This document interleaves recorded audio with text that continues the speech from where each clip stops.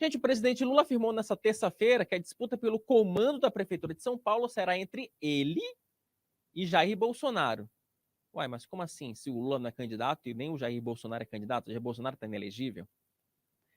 Temos o VT, Matheus? Agora, na capital de São Paulo é uma coisa muito especial, porque na capital de São Paulo é uma confrontação direta entre o ex-presidente e o atual presidente. É entre eu e a figura. Tá? E a gente vai disputar as eleições. Eu fiquei muito feliz de conseguir convencer a companheira Marta Suplicy, que é a prefeita que tem a melhor memória, sabe, com o povo de São Paulo, a serviço do companheiro Boulos. E para isso ela precisa voltar ao poder. Eu chamei ela aqui, conversei, ela ficou muito feliz, entrou. E eu acho que a gente pode ganhar as eleições em São Paulo. Eu acho que pela primeira vez a gente pode ganhar as eleições com uma pessoa, sabe, como o Geraldo aí na Bahia. Porque eu acho que nós temos condições de ganhar as eleições em muitas capitais. Nós temos que fazer aliança em vários estados e vamos fazer aliança. Né? Eu não vou me jogar para criar conflito. Eu tenho que saber que eu sou o presidente, que eu tenho que conversar com as pessoas, que eu tenho que fazer um jogo, sabe, mais ou menos acertado, para que eu não traga problema depois, quando terminar as eleições aqui no Congresso Nacional. Mas eu também já fui presidente outras vezes, já teve muitas eleições para a prefeitura, eu estou tranquilo com relação a isso. Eu acho que nós vamos ganhar, sabe, em muitas capitais. E depois a disputa é entre, sabe, um governo que coloca o povo em primeiro lugar para tentar resolver os problemas dele e o governo da fake news, o governo do desastre, o governo que não acredita nas coisas normais que a humanidade tem que acreditar. Então vai ser essa disputa que vai se dar. Tá? É isso, gente. 3 questões. Primeiro, essa fala do Lula foi em entrevista à Rádio Metrópole da Bahia, né? E ele não citou especificamente aí o nome do ex-presidente Jair Bolsonaro. Questão 2. Esse link da entrevista foi divulgado pela própria SECOM, dando um indicativo de que o governo federal tem receio aí de utilizar os meios oficiais, né, para divulgação, para fazer aquela live, né? O governo federal foi alvo de uma ação do Tribunal de Contas da União em relação àquela live, o uso eleitoreiro, o uso ilícito das lives. Então agora o governo Lula utiliza um outro subterfúgio, né, para fazer essas lives, né? Quer dizer, cria-se uma entrevista e a partir dessa entrevista você divulga ali no grupo de transmissão da SECOM. E o terceiro ponto, e não mais importante, deixa eu trazer para cá o Alexandre Borges e te pedir, Ale, desculpas publicamente, porque eu sei que você segurou aqui uns 20 minutos para entrar no teu comentário, a gente tinha marcado um horário, atrasei um pouquinho. Vamos dizer meia hora? Tudo bem, meia hora. Te peço super desculpas, Ale. Problema nenhum. Eu estou a seu serviço. Então, para mim é um prazer. Você, como esse grande técnico, a gente fica aquecendo na lateral do campo. Pode ser 1 minuto, pode ser meia hora. O importante é servir a torcida, ao técnico. Estamos aqui à disposição. Que é isso. Aí, que depois eu bato no RH. Aí, porque você tá segurando o Alexandre durante 1 hora no programa, rapaz, aí o cara não consegue produzir, a culpa é tua. Então, na dúvida, já peço... Hoje eu já bati a meta de artigo. Vou fazer o meio-dia e hoje ainda tem o artigo da Cruzoé. Então, hoje vamos que vamos. Vamos que vamos. E só, vamos lá. Agora, falando em vamos que vamos, querido, Lula falando o óbvio, né? Algo que você já falou, inclusive ontem aqui no nosso reunião de pauta, né, Ale? Wilson, meu querido, eu me lembro dos meus tempos de publicitário, que tinha um publicitário dos mais famosos do Brasil. Eu não trabalhei com ele, mas alguns amigos meus trabalharam com ele. E aí, quando ele se irritava, ele dava soco na mesa e gritava para todo mundo assim: eu não herdei isso aqui, não. E quando eu vi esse negócio, eu falei: eu também, né, não herdei isso aqui, não. Né? A gente é do ramo, né? A gente sabe a gente não acerta sempre, mas a gente está aí trabalhando sério pela verdade, para ajudar quem nos acompanha a entender o quadro político, enfim. Então, o que a diferenciação que foi feita outras vezes, e ontem, inclusive, foi por exemplo, eu dei o exemplo porque não é óbvio, né? Ah, mas é óbvio. Não, não é. Aqui no Rio de Janeiro, por exemplo, não é o caso. Né? Quer dizer, você tem as duas maiores cidades do país, Rio de Janeiro e São Paulo, com cenários totalmente diferentes. No Rio de Janeiro, você tem aquele prefeito não ideológico, né, o Eduardo Paes, indo para um quarto mandato.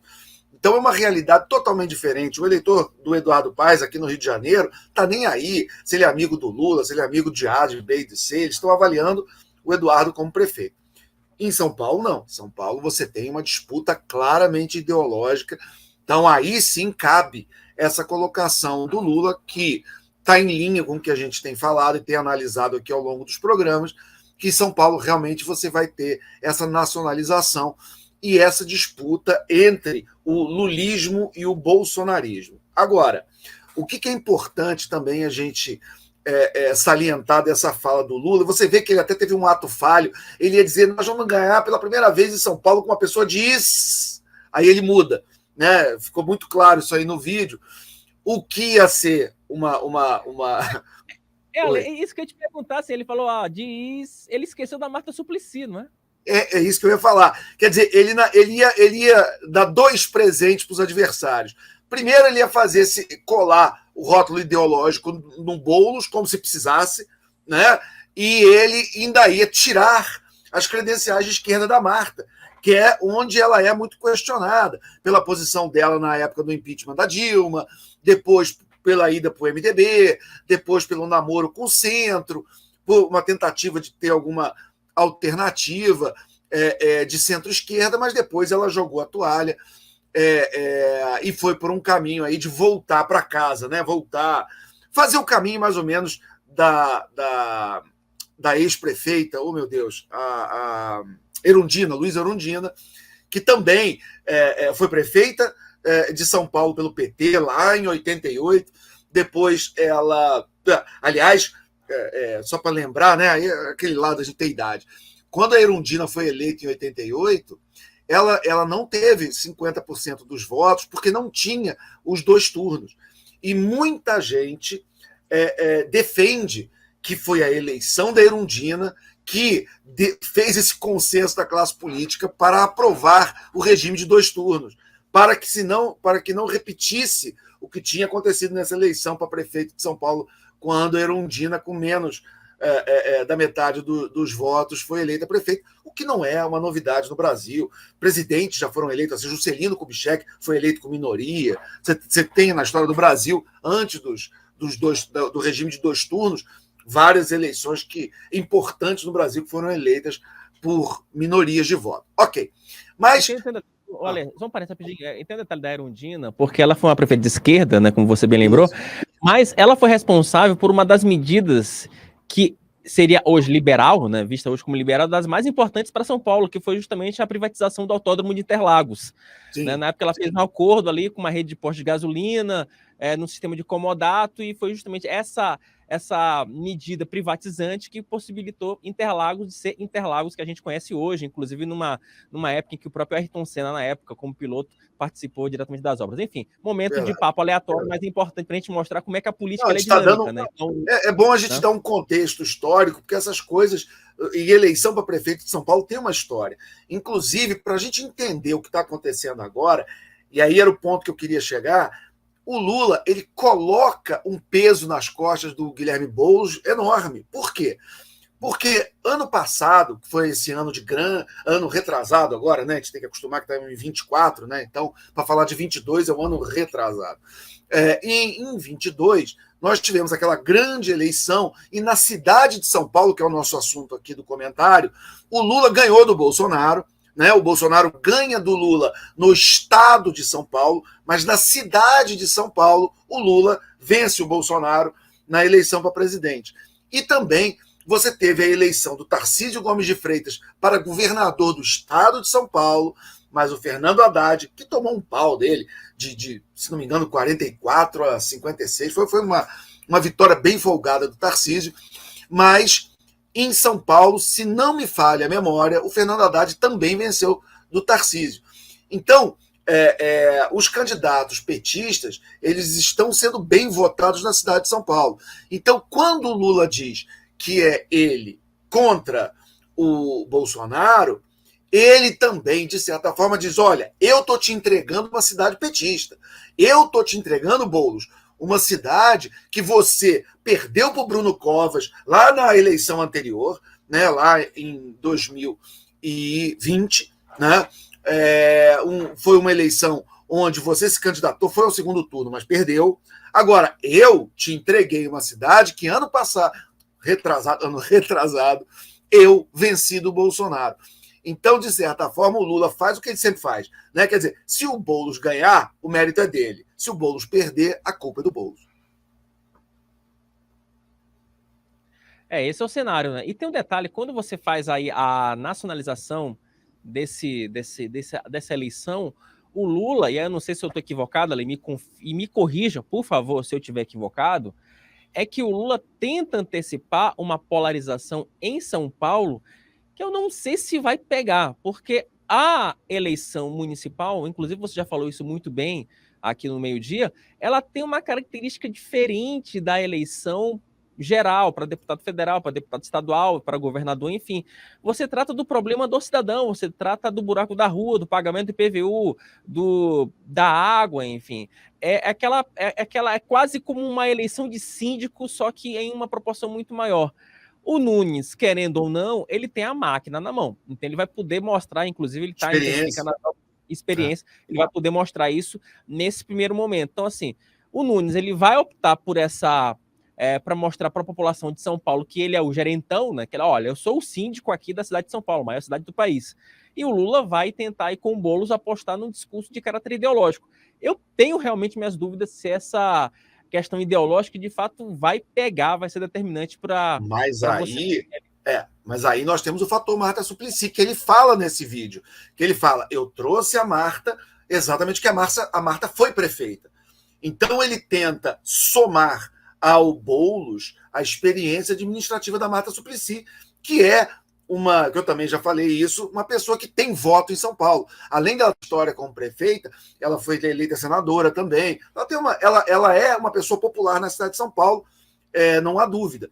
Então, o Lula, ele faz essa jogada. Ele está dizendo: ô Boulos, eu estou te entregando uma cidade que vota com o PT, eu estou te entregando uma cidade onde eu venci do Bolsonaro em 2022, eu estou te entregando como vice a Marta Suplicy, que estava lá no centro, e eu lacei, trouxe ela de volta e falei: Marta, agora é todo mundo contra o Bolsonaro, não é só a esquerda, é a esquerda e o centro. Você não estava no centro? Vem para cá. Quando ela vai, ela está, de certa forma, dizendo isso. Ok, eu vou repetir esse discurso, eu vou dizer que contra o Bolsonaro não é apenas a esquerda, é a esquerda e o centro.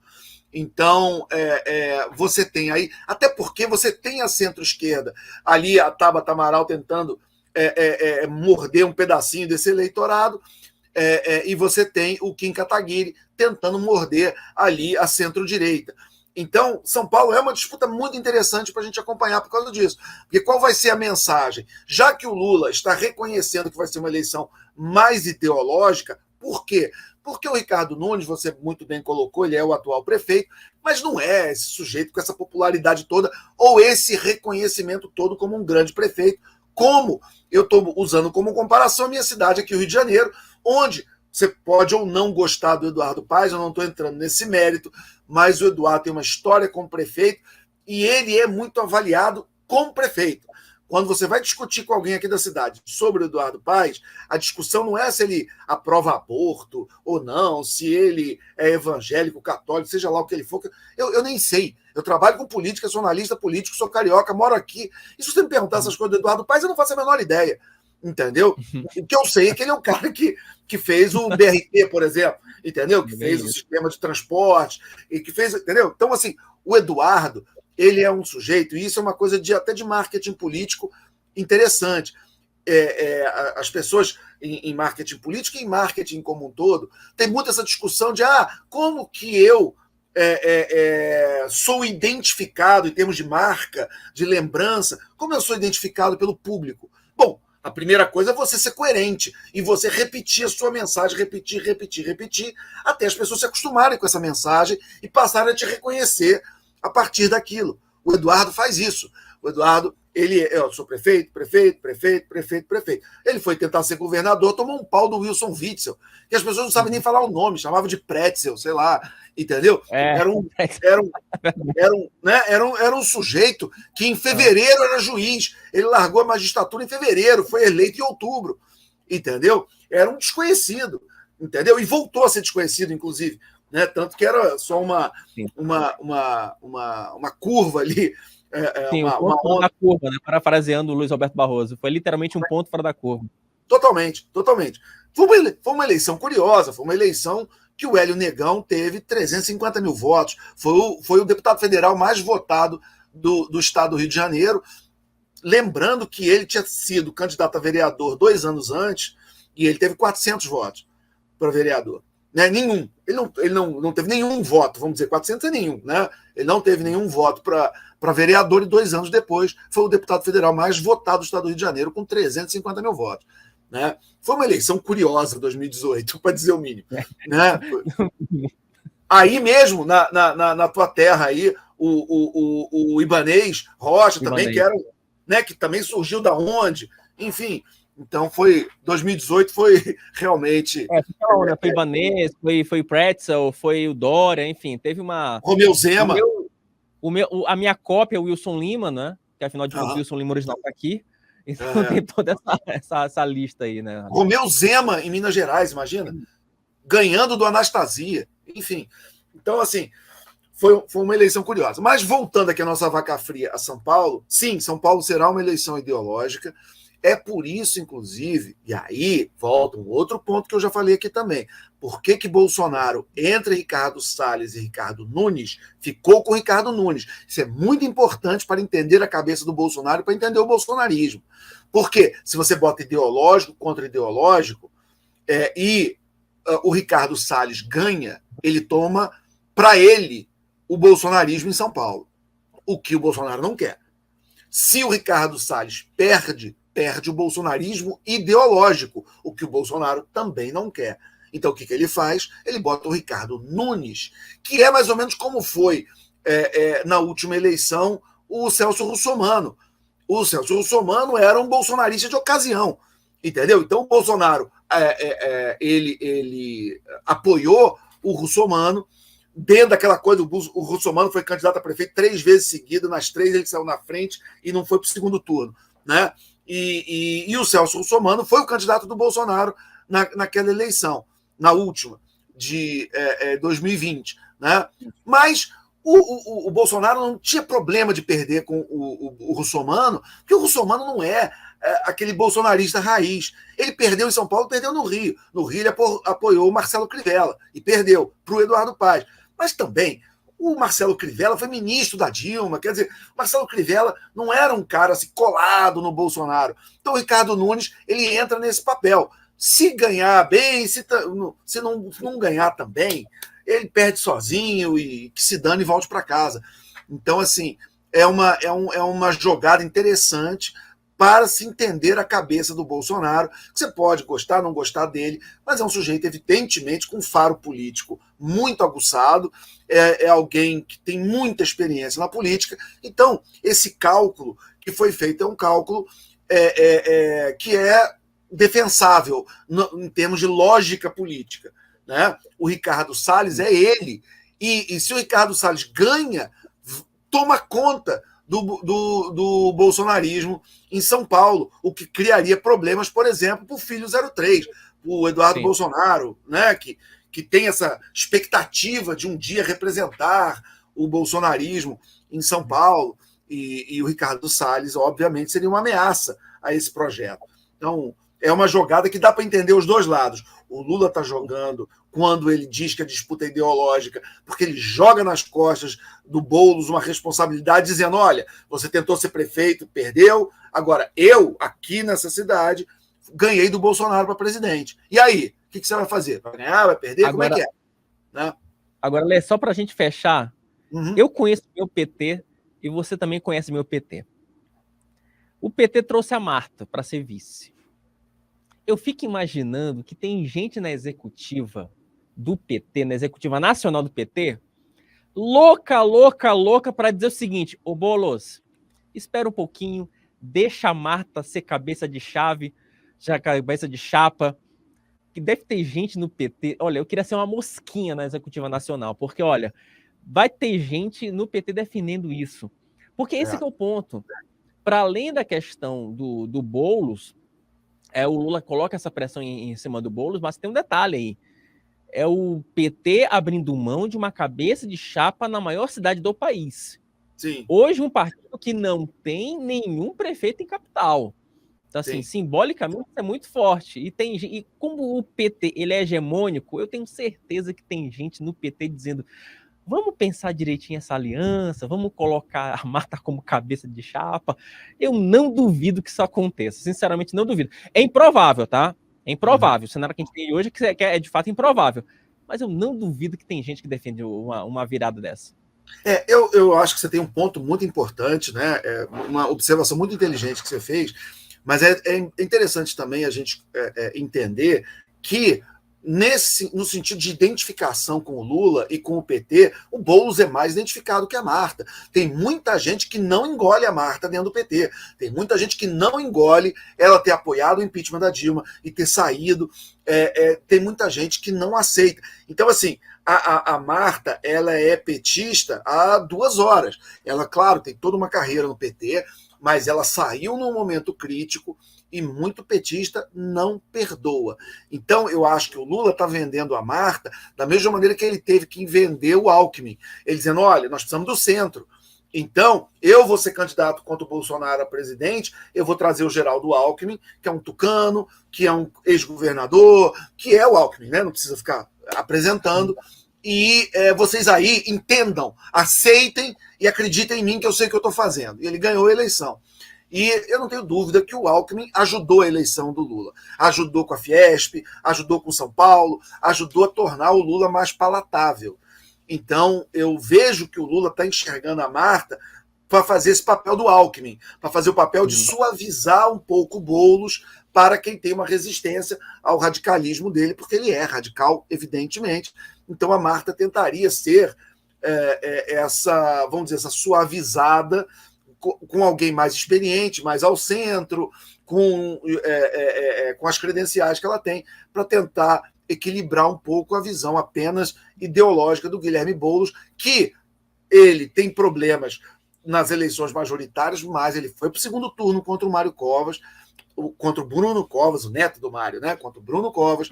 Ele é o deputado federal mais votado de São Paulo, do estado, né? Ele teve mais voto que o Eduardo Bolsonaro, mais voto que o Ricardo Salles, mais voto que a Carla Zambelli na mesma eleição. Então, o Boulos, ele ainda não venceu uma majoritária, mas também está ali. Né?